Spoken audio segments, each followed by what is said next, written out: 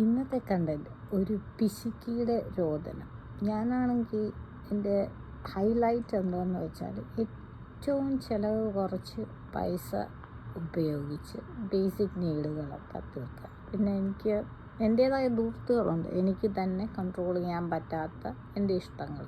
അതിന് ഞാൻ പൈസ ചിലവാക്കും. പക്ഷേ ബേസിക് നീഡ്സിന് ഞാൻ ഏറ്റവും മാക്സിമം പൈസ കുറച്ച് ഉപയോഗിക്കാൻ ഷോപ്പ് അറൗണ്ട് ചെയ്യുന്ന ആളാണ്.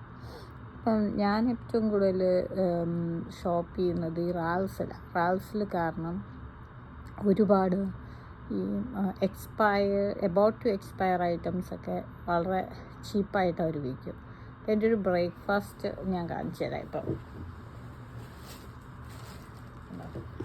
ഇത് റാൽസിലെ പ്രൊഡ്യൂസ്ഡ് ഹോൾ വീറ്റ് ബ്രെഡാണ്. അതാകുമ്പം $2. ഇപ്പം ഇതൊക്കെ മേടിച്ച് വെച്ചിട്ടാണ് ജോലിക്ക് വരുമ്പം ഞാനിത് ഓരോ ദിവസം ഇങ്ങനെ ടോസ്റ്റ് ചെയ്ത് കിസാൻ ഫ്രൂട്ട് ജാമുൻ, പിന്നെ 2 മുട്ട. ഇതാണ് എൻ്റെ ഒരു ബ്രേക്ക്ഫാസ്റ്റ്. ഈ രോദനം എന്ന് ഞാൻ ഈ സ്റ്റോറി പറയാൻ കാര്യം, ഞാൻ ഏറ്റവും കൂടുതൽ പിന്നെ ഷോപ്പ് ചെയ്യുന്നത് ബിഗ് ലോട്ട്സിലായിരുന്നു. അവിടെയും വളരെ ചീപ്പായിട്ട് സാധനങ്ങൾ കിട്ടുന്നൊരു കടയാണ് ആയിരുന്നു.